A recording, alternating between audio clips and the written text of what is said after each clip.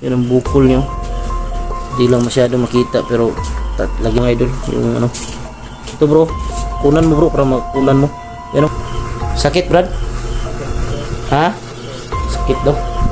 Dito yung alaga ko na si Bunbun. Bunbun. Yun mga idol, mapagpalang araw sa lahat. So sa araw na to mga idol,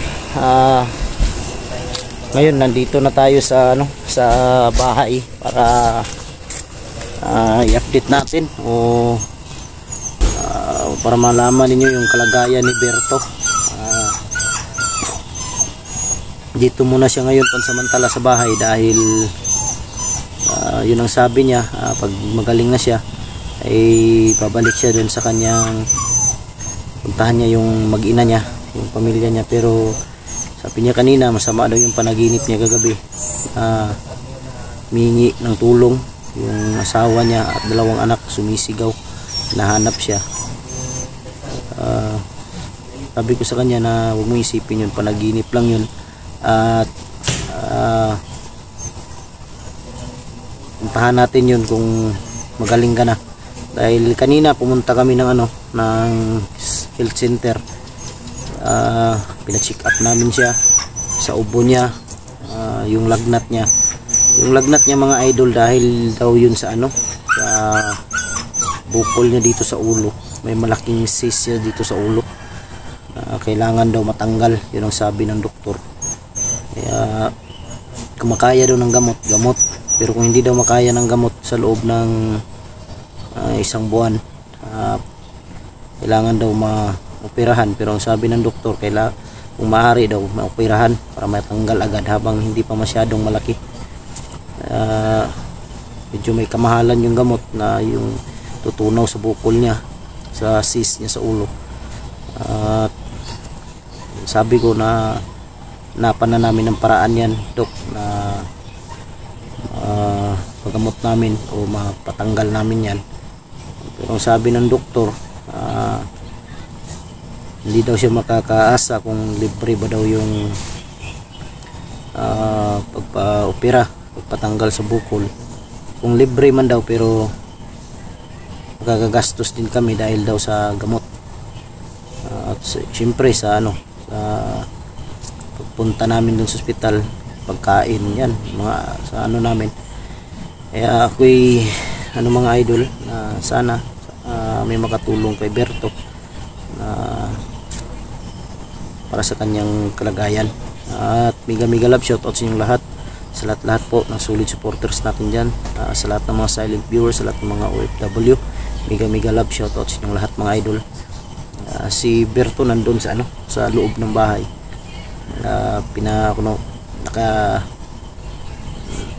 Natutulog.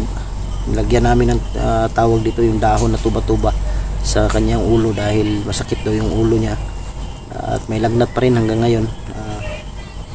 Binigyan kami kanina dun sa center ng gamot pang pakalma ng kanyang lagnat. Isang pad, yun ang ininom niya kanina. Ngayon nakainom naman siya pagkatapos niyang kumain. Kaya sana kung maaari daw, sabi ng doktor, na mas matanggal, dahil mas mabuti daw na matanggal kaysa hintayin pa daw na matunaw dahil matagal pa daw. Kaya sana may makatulong kay ano. Yun, kasama natin si Berto, si Berto naman, si Julio. Yan, kasama natin si Julio. Pumunta siya dito sa bahay para mai-update ba, para natin. Yun yung sabi kanina bro sa center, pupunta natin. Yung bukol niya. Kailangan daw ng gamot. May gamot daw dyan para matunaw. Ano yan bro? Pagka sis yan? Sis. Matunaw, pero sabi ng doktor na mas mabuti daw na matanggal. Pirahan na bro? Pirahan. Kaya yun ang problema natin, kung iba natin walang may makatulong sa atin. Sana may maawa tayo ng pang gastos na. Tinignan mo sa loob. Tiningnan mo siya sa loob. Oo. Sinilip ko pero Tutulog. natulog. May lagnat pa kasi yan. Hindi natin Huwag muna natin- isipin bagay. Huwag muna natin isipin. Huwag muna natin disturbuhin. Tante, makita lang ng mga ano. Ayun nga, sobrang ano to. Sobrang Doon si Berto mga idol, yung katapos lang niya kumain. Pinabantayan ko kay ano, kay wala yung alaga mo, bro. dito yung alaga ko na si Bunbun. Pangalan nito? Bunbun. Oh. Kapito ni ano pero Bagong tao pala to. Bun. Matangos yung ilong. ano to, naubos na? Nahulot na ni. Mamaya ano, hilutin mo siya mamaya para ano yun. Pintura pa no? Pintura pa. Kayo. Ha? Init kayo. Init. Mainit pa raw mga idol, sabi ni Bunbun. Bunbun kasi nagpapantay niyan kanina. Kuhan ni gina niya bro. Ha? Iyahan ng bukol dari ba? Kanang kuhan niya sa ulo, sa iyang sis ba? Huwag na ang tudri dapit bro. Medyo Huwag na tudri dapit oh. last to na bro.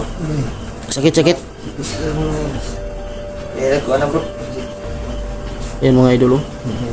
Bukol siya sa Ayan oh. Ayan ang bukol niyo. Hindi lang masyado makita pero lagi ng ano, ilaw. Ayan oh. Ayan mga idol, yung ano. Ito bro, kunan mo bro para makunan mo. Ayan oh, bukol yan oh. bukol pala. Bukol yan yung ano. Diyan siguro siya ni sakit Brad? Ha? Sakit daw.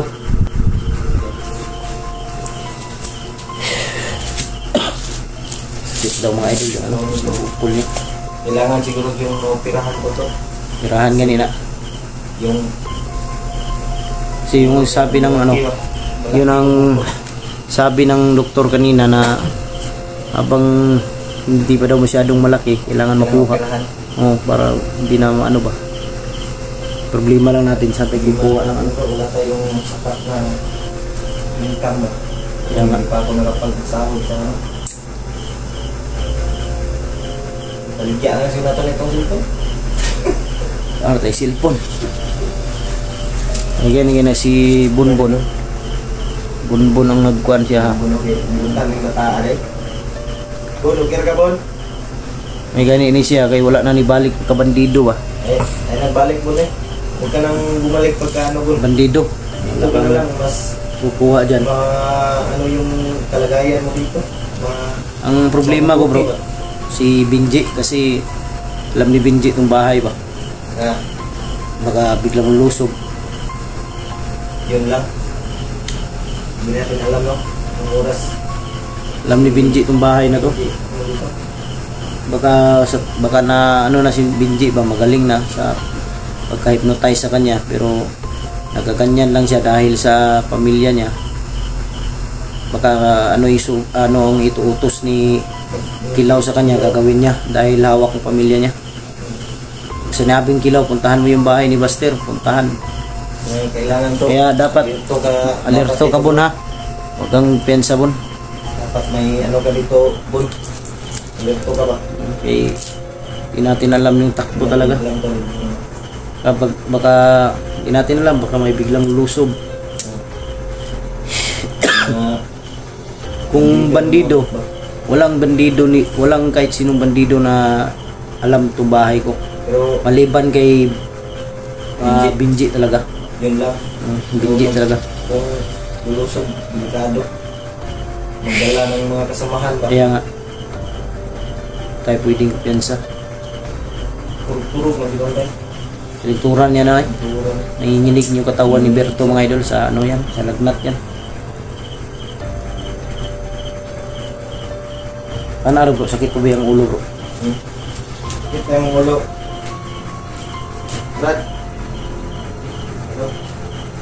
Sakit ko na bro. Kiusap lang siya mga idol na wag lang daw muna siyang i-peace reveal.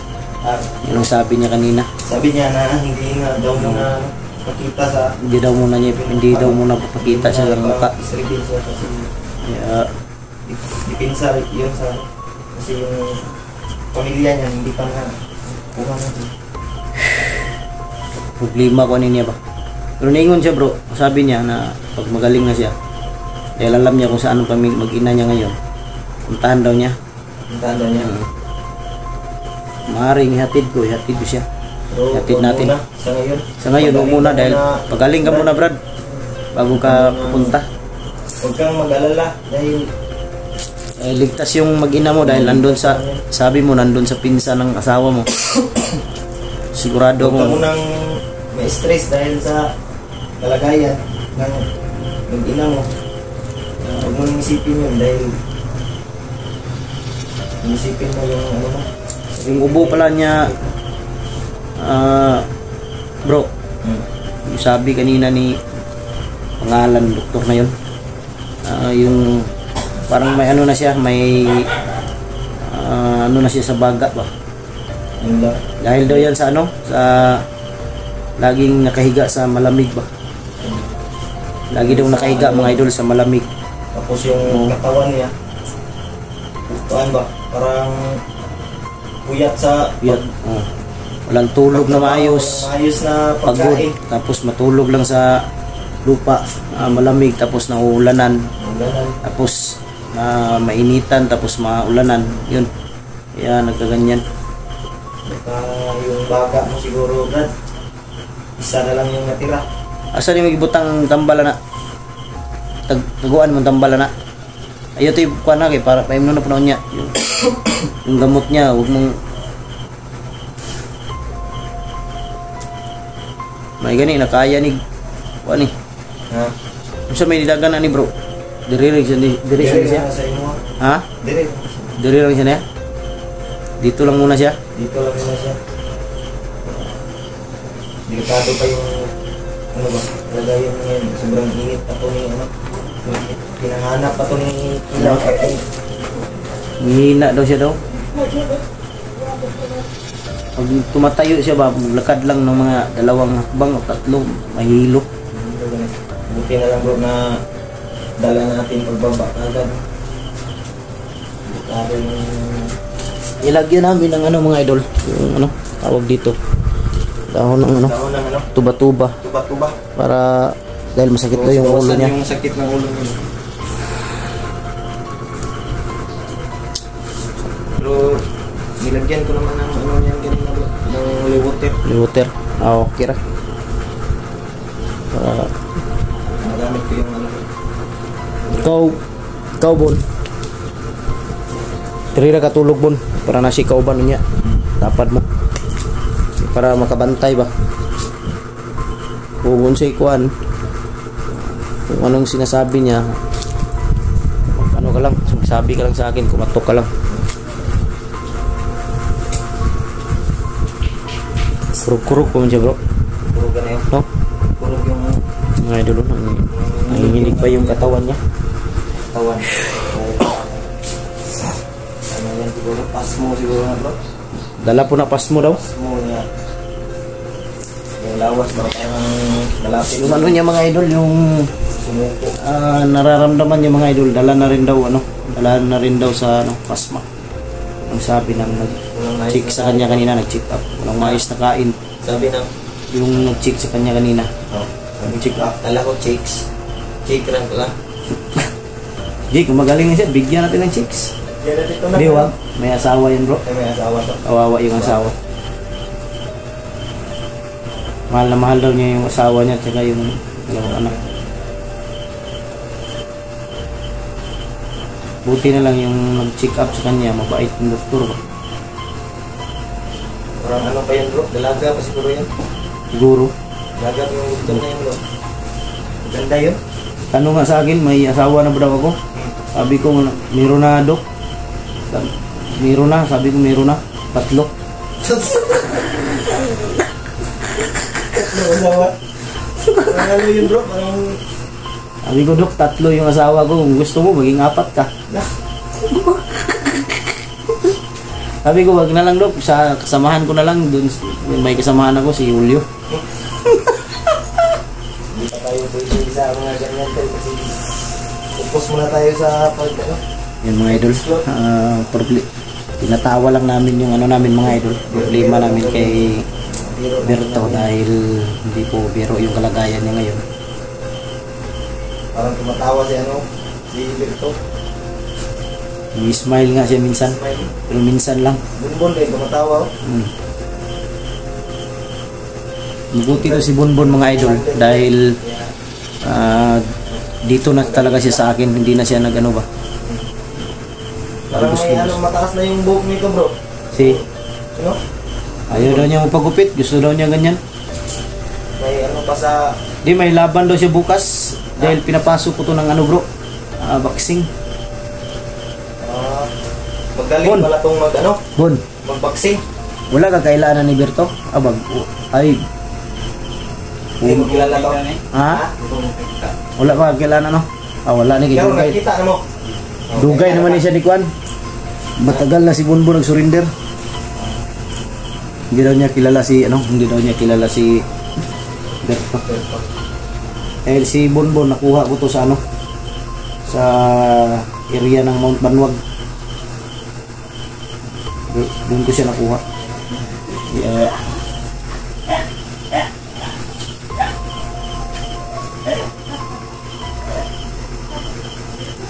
Siya na kayo mga idol, ay mga idol sa labas, mga kapitbahay ba? Mga ano mo yan bro, kapitbahay. Mga kapitbahay. Yan o. Lagay siguro ka ng ano bro, gate dyan sa ano mo. Kaya nga. Safety yung ano ba. Lagayan ng ano mo pa. Tuwa lang, ito lang rin bro, kay para may balaan mo si Kwan ni Berto ba? Tahan ko lang dito mga sunod na araw siguro bro. Kay ugma siguro si Dagan ani. Ba't? Hindi lang kung may istorya ba sige. Balik ba kung bukid? Ako ano ka muna ako doon sa bahay na. Bahay. Bigyan namin Ako kung hindi bukas ako babalik. mga Sunod na araw. puntahan ko muna yun. Dahil sabi ng mama ko na babalik daw kami doon titira ba. Magasto yung ano bro, magasto Yung mga idol. nag-boarding house. Sana po may mga mabubuting puso dyan na Na tumulong maaaring kaya makatulong kay Berto para sa dahil ang gusto niya mga idol pag magaling na siya puntahan niya yung mag-ina niya tapos alis sila, lalayo sila ng ibang lugar, doon sila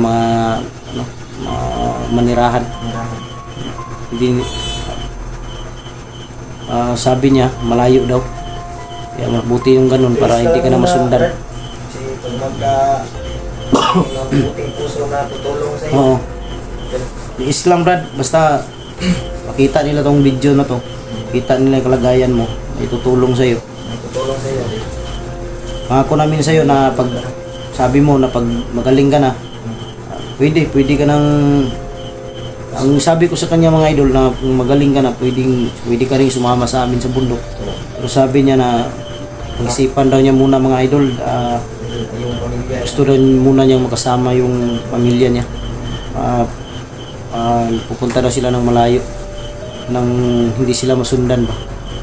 Kaya sabi ko sa kanya, tama din yung desisyon. Basta kami, nandito lang kami na handang tumulong sa'yo. Bro, may kang dugay bro, kay para matuwa lang ba na update na to siya, makitaan sa itong mga viewers iyang kentang, iyang kalagayan niya.